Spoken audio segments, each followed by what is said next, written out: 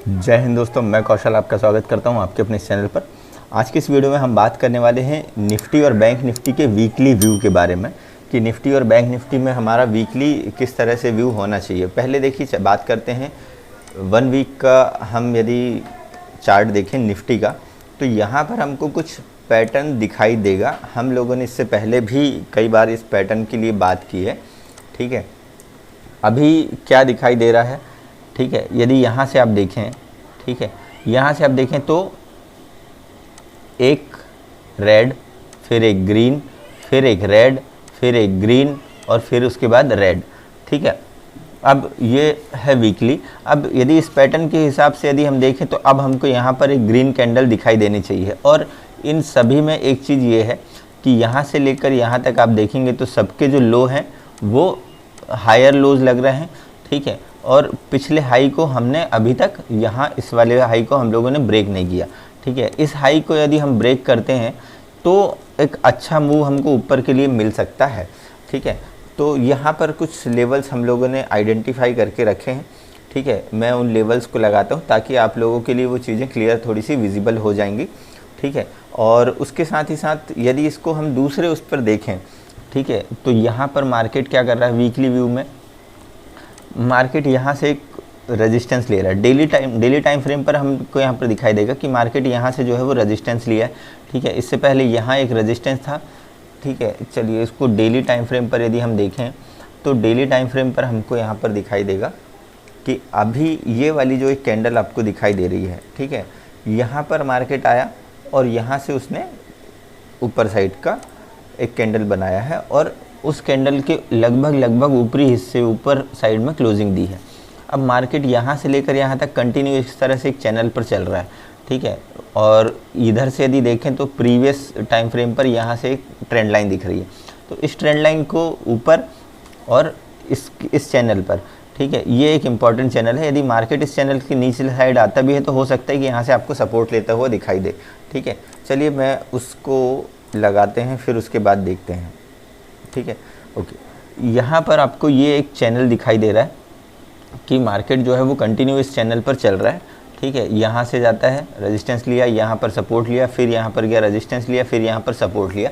अब इस सपोर्ट के ऊपर जाने के लिए मार्केट जो है वो रेडी है।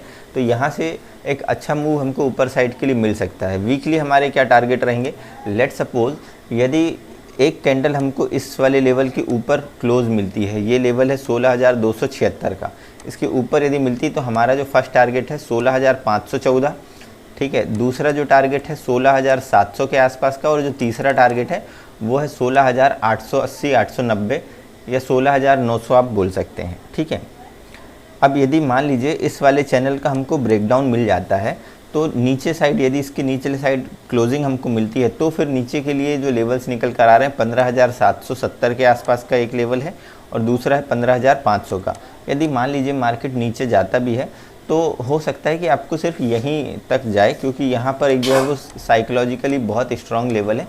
इसके पहले भी जब भी मार्केट यहाँ आया है और यहाँ से एक अच्छा हमको बाउंस मिला है, यदि ये वाला लेवल भी टूटता है तो फिर आप बोल सकते हैं कि यहाँ 15,200, 15,180 के आसपास ये जो है यहाँ पर मार्केट आ सकता है। मैं उसको भी यहाँ पर लगा ही देता हूँ, ठीक है। ये हमारे लिए नीचे साइड के टारगेट होंगे 15,220 के आसपास के, ठीक है।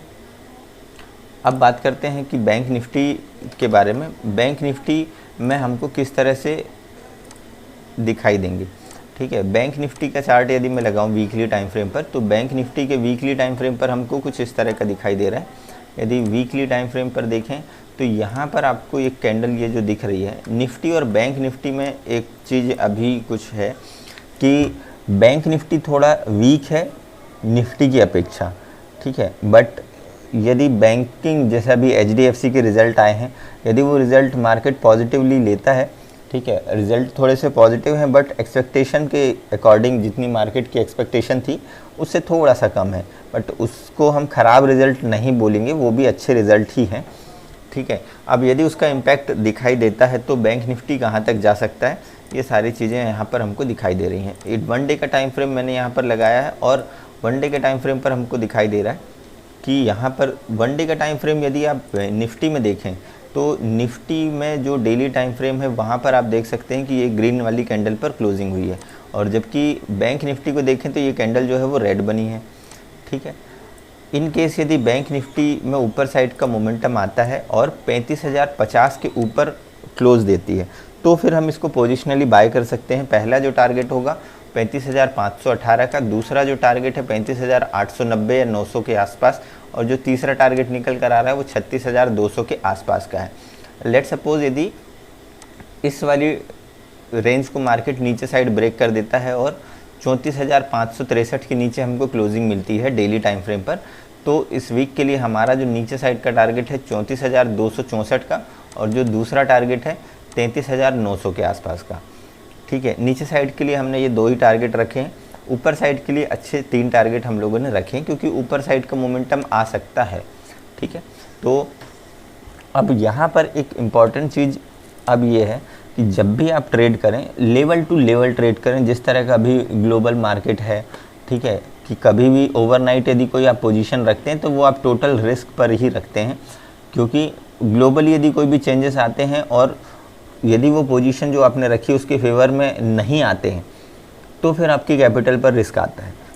कभी भी यदि आप ओवरनाइट पोजीशंस रख रहे हैं तो उतने कैपिटल पर रखें जितना कि कैपिटल का आप रिस्क ले सकते हैं, या फिर वो कैपिटल जो कि आपका प्रॉफिट में है।